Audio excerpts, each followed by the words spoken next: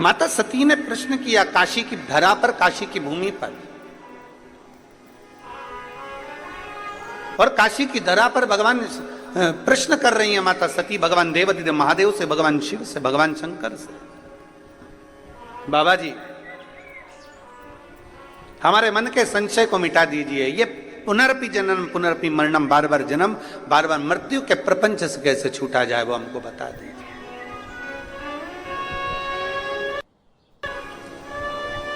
हम कैसे छूटे हैं?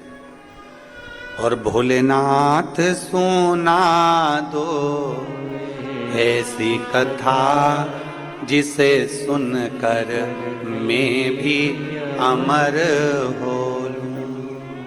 है शंभु, है त्रिकालदर्शी, है कैलाशी, है विनाशी, जिसको श्रवण कर मेरे भीतर के संशय मिट जाए,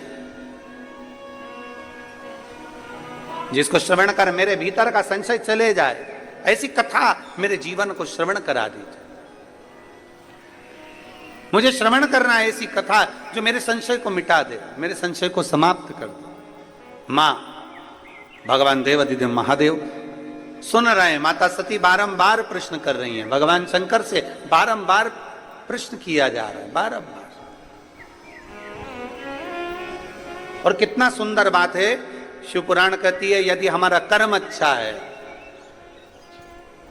यदि हमने श्रेष्ठ कर्म करा है, तो हमको भगवान को ढूंढने की जरूरत नहीं पड़ती, बाबा देवाधिदेव महादेव हमको ढूंढता है।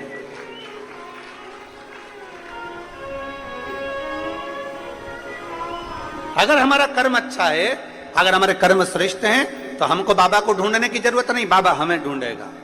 बाबा हमको ढूंढने के लिए नहीं करते। कर्म अच्छा करिए। अभी भिलाई की कथा में हमने एक बात कही थी कि बन सके जिस बच्चे को एजुकेशन की जरूरत है, अच्छे पढ़ाई की जरूरत है, और बच्चा अच्छा पढ़ना चाहता है, तो उस बच्चे को अच्छी पढ़ाई कराइए। किसी को चिकित्सा की जरूरत है और बहुत बीमार व्यक्ति है और उसको चिकित्सा की जरूरत है, तो उसको अच्छी चिकित्सा कराइए। किसी को एजुकेशन चाहिए, उसको एजुकेशन दिलाया जाए, किसी को चिकित्सा चाहिए, उसको चिकित्सा दिलाई जाए, जिससे वो अच्छे से अपने जीवन को आनंद पूर्वक जी सके, वो आगे बढ़ सके।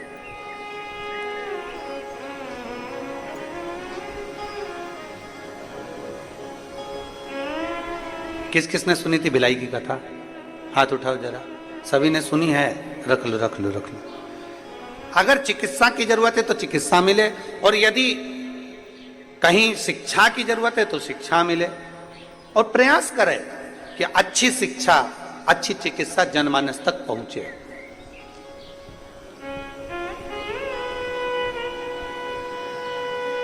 सती मैया कह रही है कि मेरे भीतर का संशय मिटा दे। कर्म अच्छा है तो आपको परमात्मा को ढूंढने की जरूरत नहीं, परमात्मा आपको ढूंढेगा। और अगर कर्म बेकार है, समय की अवस्था धीरे धीरे धीरे धीरे आती जाती है और मालूम पड़ जाता है कि हमारा आने वाला समय कैसा है।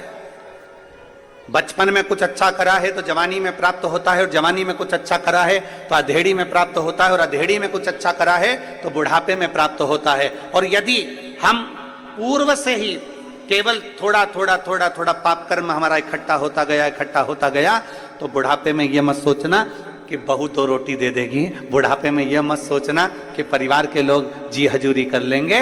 अगर बुढ़ापा आते आते अपने ही अपने को ताना दे रहे हैं, बुढ़ापा आते आते अपने ही अपने को गाली दे रहे हैं, बुढ़ापा आते आते अपने ही अपनों को अपशब्द कर रहे हैं, तो फिर यह मानकर चलना कि हमने पूर्व का कर्म थोड़ा श्रेष्ठ नहीं कर पाए, इसलिए आज हमको सुनना भी पड़ रहा है और सहना भी पड़ रहा है।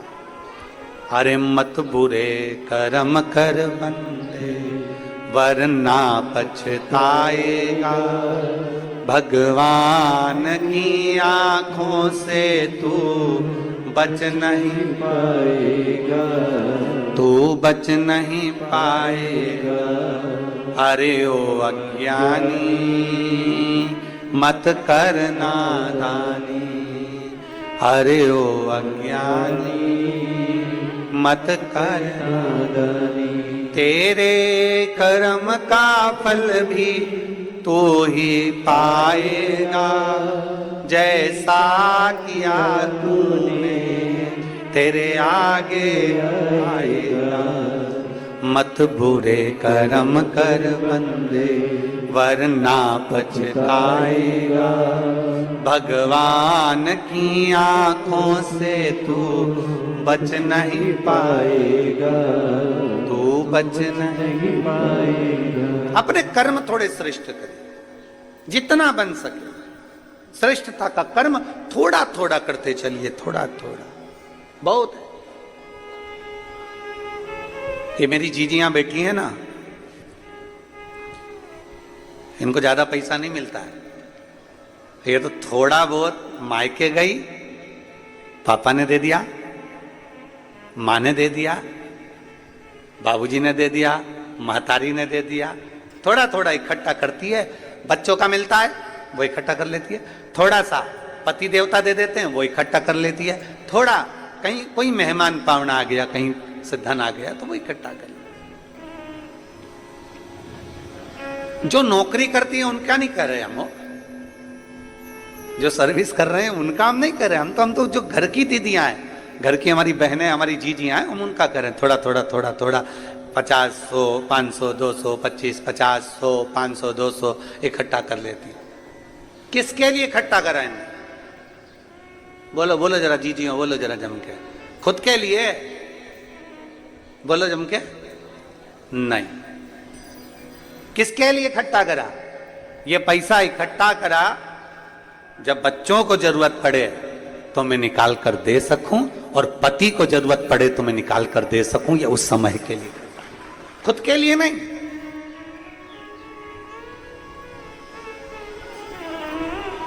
एक कथा,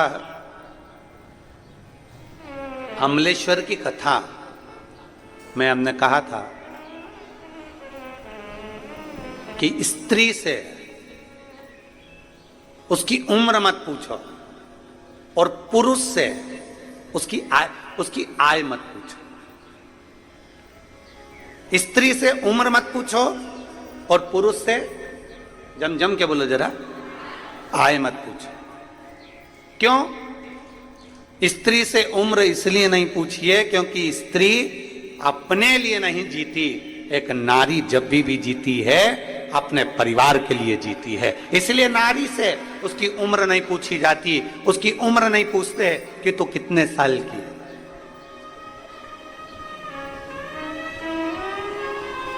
स्त्री से उसकी उम्र नहीं पूछी जाती कि तू कितने वर्ष की है। और पति से, ये जितने मेरे जीजा बैठे हैं यहाँ पे और जितने आस्था चैनल पर जीजा कथा सुन रहे हैं, इनसे इनकी आय नहीं पूछी जाती, तुम कितना कमाते हो, कितनी आवक हो रही है, कितने की फसल गई, कितना आया, नौकरी करते हो, सर्विस करते हो, कितना मिलता है, कितना कटता है और कितना मिलता है, इनसे नहीं पूछा जाता। स्त्री से उम्र मत पूछो और पति से उसकी आय मत पूछो, क्योंकि घर का पिता, घर का पुरुष जब भी कमाता है अपने लिए नहीं कमाता, वो अपने परिवार के लिए कमाता है, वो अपने लिए नहीं कमाता। क्या पूछा जाए इनसे? एक नारी का पूरा जीवन, एक स्त्री का पूरा जीवन अपने परिवार के लिए लग जाता है, पूरा जीवन।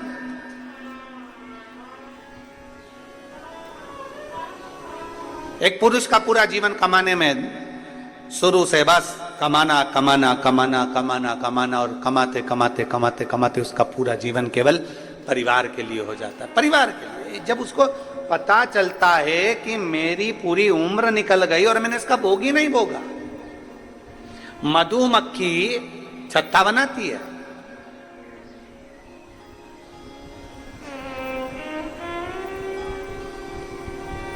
वो तो अच्छा है, ये यहाँ पे मधुमक्खी का छत्ता नहीं है। एक बार कहीं कथा करने गए थे बिहार साइड में, तो वहाँ मधुमक्खी का छत्ता था। अब वो इतनी बड़ी बड़ी ये लाइटें जलती हैं तो वो मधुमक्खी का छत्ते में से मक्खियां निकल निकल के सब इधर उधर।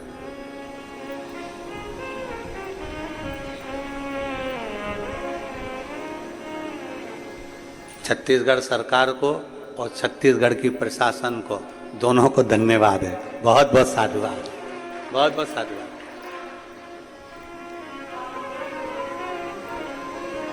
मधुमक्खी अपना छत्ता बनाती है, जगह जगह से पुष्प का रस लेकर आती है और शहद बनाकर तैयार करती है। उसको लगता है मैं खाऊंगी, अब मैं तैयार करा, अब मैं खाऊंगी, अब मैंने तैयार करा, अब मैं पाऊंगी।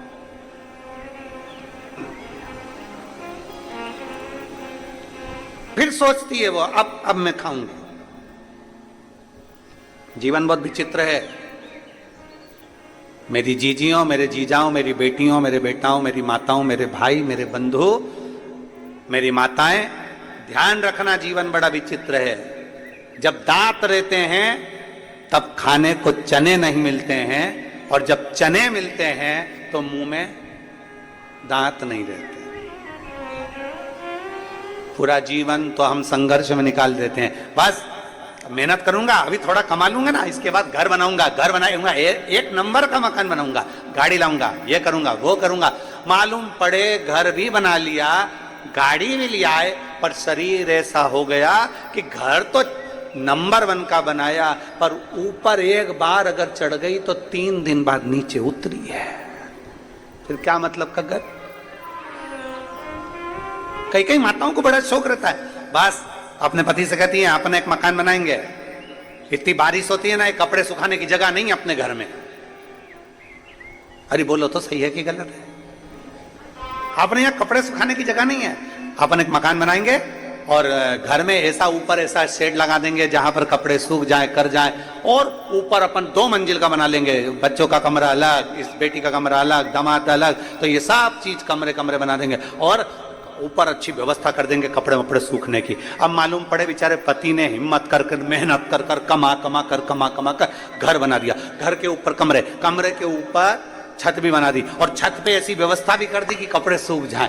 अब मालूम पड़ा जब मकान बनाने का कहा गया था तब उम्र दूसरी थी, और आज जब कपड़े की बाल्टी लेके ऊपर चढ़ी तो मालूम पड़ा 4 घंटे तक वहीं पर बैठी है। भगवान भोलेनाथ, शंभुनाथ, त्रिकालदर्शी, कैलाशी, अविनाशी। इतने में नीचे आवाज पहुंची बहू के पास में, मम्मी क्या हो गया? इतने में मम्मी झरोके में से झांक के बोली, तेरी मम्मी जा रही ऊपर।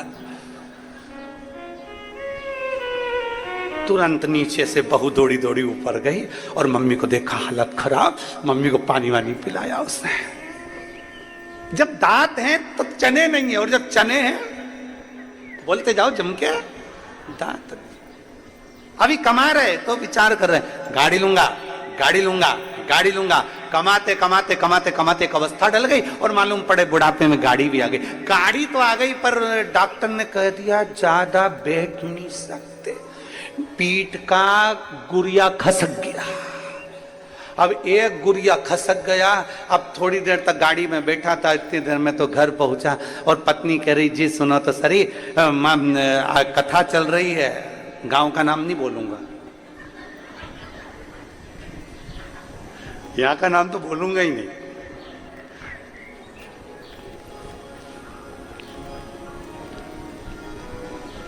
वो तो बहुत समझदार हो तुम, वैसे समझ जाओगे। कथा चल रही है, अच्छा जाना है, अच्छा पर मैं ज्यादा गाड़ी में नहीं बैठ सकता, मेरे गुरिया खसका है। कमाते कमाते जिंदगी निकल गई। अब गाड़ी में घूमने का शौक लगा, गाड़ी चलाने का शौक लगा, गाड़ी में जाने का शौक लगा तो मालूम पड़े गाड़ी नहीं चला सकते, गाड़ी में बैठ नहीं सकते। मकान बनाने का शौक लगा, मकान तो बड़ा बन गया पर मकान में ऊपर चढ़ने का, आप सब यहाँ बैठे हो, तुम्हारा अगर 2 मंजिल का मकान होगा ना, तुम गारंटी है हफ्ते 2 हफ्ते या महीने 2 महीने 4 महीने में एक आध बार ऊपर जाते हो गए। और हम तो निवेदन करें इतनी जल्दी जाओ भी मत, क्या करोगे, एक हाथ बार का चले तो गए, ऊपर इतना धूल, इतना पानी, इतना फैला रहा देखा, दूसरी बार मन में सोचा कब तक करूं मैं, तो मेरे से तो बन ही नहीं, और नीचे चली गई और फिर नहीं आई ऊपर, फिर नहीं जा। दांत थे तब चने नहीं, कमाते कमाते कमाते कमाते कमाते कमाते जीवन निकल गया। और फिर भी बच्चों ने कहा तुमने हमारे लिए किया क्या? फिर भी कह रहे हैं तुमने हमारे लिए किया क्या? अरे एक मां अपनी पूरी उम्र तुम्हारे ऊपर निछावर कर देती है, और एक बाप पूरी उम्र कमाते कमाते कमाते कमाते अपनी पूरी जिंदगी तुम्हारे ऊपर पूरी कमाई हुई धन दौलत तुम पे निछावर कर देती है। इसीलिए हमने भिलाई की कथा में कहा था कि दुनिया की सबसे बड़ी दौलत है, दुनिया की सबसे बड़ी दौलत समय। दुनिया की सबसे बड़ी दौलत है समय, और दुनिया की सबसे बड़ी पूंजी है माता और पिता। समय, माता पिता, इसका आदर करो। समय की कीमत को समझिए, समय के अनुभव का आनंद लीजिए, समय को समझने का प्रयास करो। आज जो समय है कल नहीं रहेगा, जो कल है वो परसों। सोना गया वापिस आ जाएगा, चांदी गई वापिस आ जाएगी, गाड़ी गई वापिस आ जाएगी, बंगला गया वापिस आ जाएगा, पर जो समय चले गया वो वापिस नहीं आ सकता। वो गया तो गया, फिर नहीं आने वाला। इसलिए समय की अनुकूलता समझिए कि हमारा बचपन है उसको भी हम श्रेष्ठता में जिए, हमारी जवानी है उसको भी हम श्रेष्ठता में जिए, हमारी अधेड़ी है उसको भी हम श्रेष्ठता में जिए, और हमारा बुढ़ापा है उसको भी हम श्रेष्ठता में जिए। दुनिया तो गलती छांटने के लिए बैठी। एक पति पत्नी गार्डन में घूम रहे थे, बगीचे में दोनों घूम रहे हैं, पति और पत्नी दोनों। घूमते घूमते देखा कि सामने से कुत्ता आ गया। पत्नी घबरा गई, सामने से कुत्ता, पत्नी घबराई, थोड़ा पीछे हटी, कुत्ता और आगे बढ़ा, पत्नी और पीछे हटी, कुत्ता और आगे बढ़ा, पत्नी और पीछे हटी। पति को लगा ये कुत्ता मेरी पत्नी को काट खाएगा, कल बच्चों को स्कूल भेजना है, टिफिन कौन बनाएगा? कौन बनाएगा? मेरे को दुकान जाना है, मेरा भोजन कौन बनाएगा? करूं क्या? जैसे कुत्ता जम के लपका, पति ने पत्नी को गोदी में उठा लिया। जो गोदी में उठाया, कुत्ता भाग गया। कुत्ता भागा, पत्नी नीचे उतरी, उतरते सी चिल्ला के बोली, तुम में अकल है थोड़ी बहुत भी? तुम्हें लक्षण है थोड़ा बहुत भी? पति ने कहा क्या हो गया? दुनिया के लोग कुत्ते को भगाने के लिए पत्थर उठाते, तुमने मुझे उठा लिया। अब पति हाथ जोड़ के बोला, मैंने तेरे को मारने के लिए कुत्ते को नहीं उठाया था, मैंने तो इसलिए उठाया था कि तुझे कुत्ता नहीं काट का, मेरे पाँव में काट लेगा चल जाएगा, पर तुझे काटेगा तो मुझे अच्छा नहीं लगेगा। पर समझ है ना व्यक्ति की, क्या समझेगा? आप किसी को कितना भी समझाने का प्रयास कर लो, उसकी बुद्धि, उसके विवेक, उसके आनंद के साथ जितना समझ सकता है उतना ही समझेगा, उतना ही, उससे ज्यादा वो नहीं समझ सकता।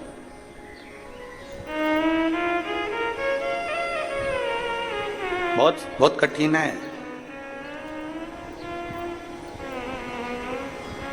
महाराज, ज्ञानी को समझाया जा सकता है, समझा सकते, अज्ञानी को समझाया जा सकता है। ज्ञानी को समझाना सरल है, अज्ञानी को समझाना सरल है, पर अभिमानी को समझाना दुनिया का सबसे कठिन काम है। आप अभिमान वाले व्यक्ति को नहीं समझा सकते, जिसके अंदर अभिमान भरा हुआ, अहंकार भरा हुआ, मैं और मेरा। लंकाधिपति रावण को कितना समझाया मंदोदरी ने?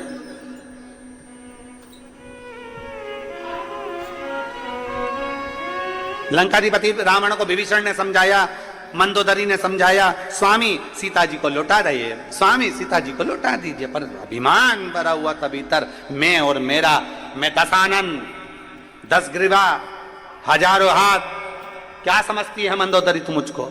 मंदोदरी बार बार समझाती है, नाथ तुम भले 1000 हाथ हो, तुम्हारे भले तुम्हारे 10 मुख हो, पर एक स्त्री पर तुम्हारी जो दृष्टि पड़ी है ये पूरे कुल को डुबो देगी। कहते हैं पराया धन और पराई स्त्री पूरे जीवन को बर्बाद कर देती है, पूरे जीवन को बर्बाद कर देती है। पराया धन और पराई स्त्री पूरे जीवन को बर्बाद कर देता। कितना सुंदर वर्णन आया है। एक संत, एक भगवान का भक्त निकल कर जा रहा था, उसके साथ उसकी पत्नी थी। बड़े प्रेमी जीव थे, भगवान के विरल भक्ति में रमने वाले। जा भगवान शंकर का गुणगान करते करते जा रहे हैं। नमः शिवाय, ओम नमः शिवाय, नमः शिवाय, ओम नमः शिवाय, नमः शिवाय, ओम नमः शिवाय, नमः शिवाय, ओम नमः शिवाय। चले जा। इनका नियम था, जंगल से लकड़ी लाते, लकड़ी को बेचते, बेचकर अपना यापन करते। लकड़ी बेचकर अपना जीवन यापन करते। अब आज दोनों पति पत्नी जैसे ही जाने लगे, पार्वती जी ने शिव जी से कहा, बाबा, ए भोले बाबा। शंकर जी बोले, हम गौरा बोलो क्या बात है। पार्वती जी बोल रही हैं, बाबा ये दोनों पति पत्नी आप और हमको भजते रहते हैं, दिन भर शिव शिव शिव शिव जपते रहते हैं। ये पति पत्नी दोनों दिन रात शंकर का नाम लेते हैं। बाबा बहुत बहुत तकलीफ में, आप कृपा कर दो ना, इनको थोड़ा बहुत धन दे दीजिए ना। आपके कुबेर के खजाने में से, कुबेर के भंडार में से थोड़ा सा धन इनको दे दो। शंकर भगवान पार्वती जी से बोले, पार्वती मैं दे तो दूंगा, पर इनके भाग्य में अभी धन श्रेष्ठ नहीं है। इनके भाग्य में भी धन श्रेष्ठ नहीं है।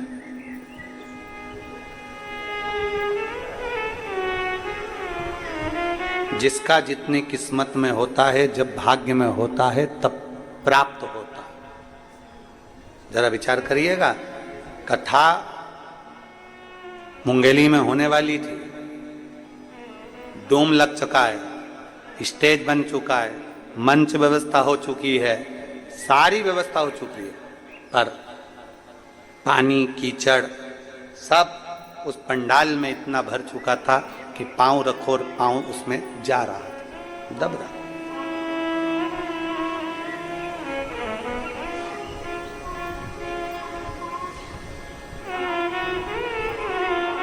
ऐसा नहीं है कि प्रशासन नहीं चाहता कि कार्यक्रम नहीं हो, अपने क्षेत्र में कार्यक्रम हो, ये तो प्रशासन भी चाहता है।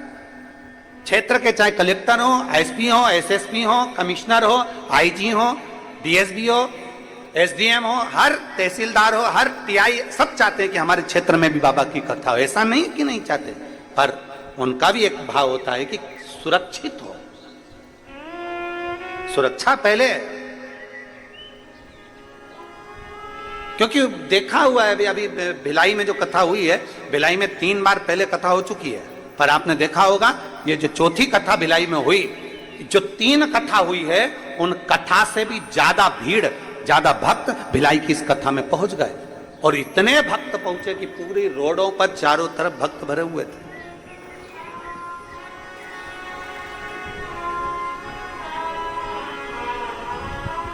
अब कथा होना थी उंगली के अंतर्गत, कथा कहीं हो सकता है कि आप आए नहीं और सुबह हो गई, मेरी पूजा की थाली धरी की धरी रह गई। वो तराजू होता है ना, तराजू में एक इधर भी वजन रख के देखा जाता है, इधर का भार की इधर का भार।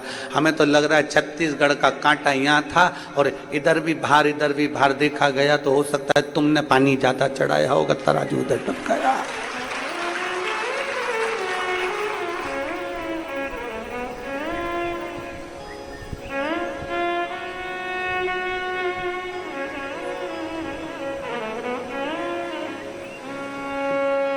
जैसे कथा यहाँ हो रही है वैसी की वैसी वहां पर भी प्रशासन ने उनसे कहा कि देखो आप चाहो तो एक कोई स्टेट में कोई अच्छा ग्राउंड मिल जाए, ऐसा छोटा सा कोई हॉल मिल जाए जिसके अंदर आप ऑनलाइन करा, और नहीं हम कथा विशाल करा। पर तुम समझदार थे, तुम बड़े चतुर थे, और तुम लोगों ने सोच लिया बिल्ली के भाग से छींटका टूटा है, मक्खन अपने ही भाग्य में आ जाए तो अच्छा। आगे सर ऐसा नहीं कि प्रशासन नहीं सोचता, कार्य के लिए सोचता है, पर सुरक्षित हो, सबकी रक्षा हो, सब श्रेष्ठता, सुरक्षा के साथ।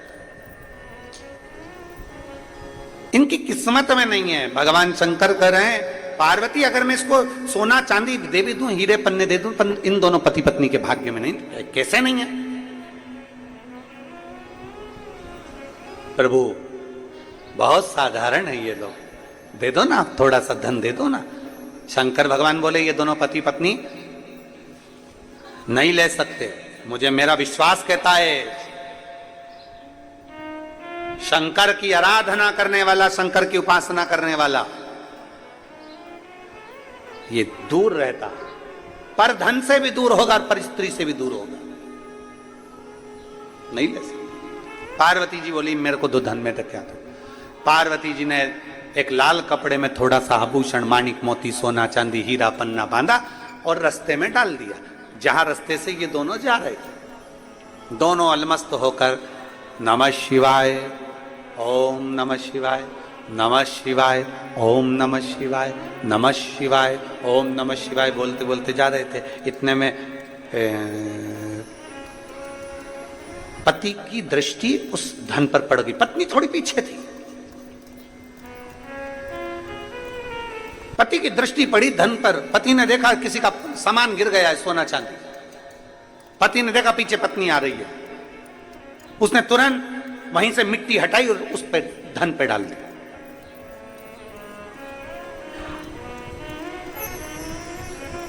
पत्नी ने पूछा आते से ही क्या कर रहे हो?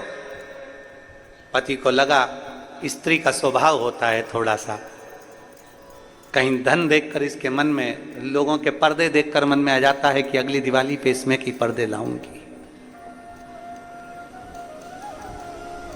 मिठाई खाते मन में आ जाता है कि अगली बार हरियाली आन दे तो मैं ऐसा ही मीठा भात बनाऊंगा।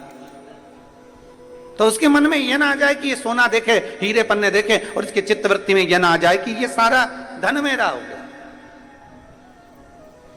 ये सारी संपदा मेरी हो गई। ना ना। पत्नी ने पूछा क्या कर रहे हो? पति बोले कुछ नहीं। स्त्री ने कहा मुझे मालूम है तुम क्या कर रहे हो। पत्नी बोली मुझे मालूम है तुम क्या कर रहे हो। पति ने पूछा क्या कर रहा हूं?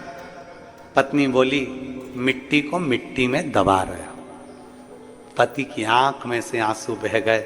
मैं अपनी पत्नी को समझ नहीं पाया, वो जान गई थी ये सोना मिट्टी है, दूसरे की दौलत हमारे लिए धूल की तरह है, दूसरे का धन हमारे लिए धूल की तरह है, दूसरे की संपदा हमारे लिए धूल की तरह है, दूसरे का पड़ा हुआ पैसा हमारे लिए धूल की तरह है।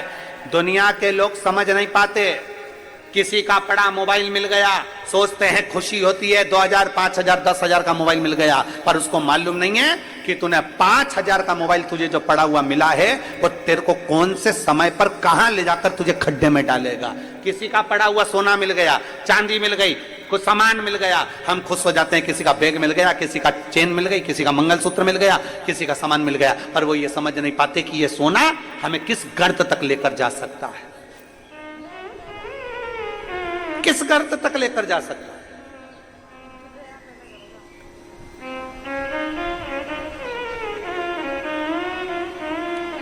एक शनि की कथा आप लोगों ने सुनी होगी। शनि की धर्म पत्नी ने शनि से पूछ लिया था कि तुम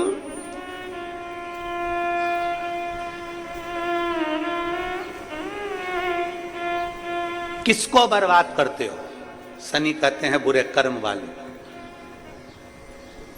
और दूसरा, किसी का पड़ा हुआ वस्त्र, किसी का पड़ा हुआ धन, किसी की पड़ी हुई पादुका, किसी का पड़ा हुआ छाता